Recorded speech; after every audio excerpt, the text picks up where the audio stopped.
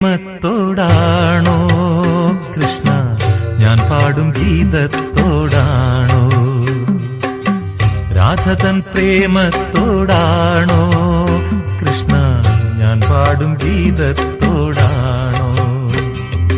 പറയൂ നിനക്കേറ്റം ഇഷ്ടം, പക്ഷേ പകൽ പോലെ ഉത്തരം സ്പഷ്ടം. രാധതൻ പ്രേമത്തോടാണോ കൃഷ്ണ ഞാൻ പാടും ഗീതത്തോടാണോ?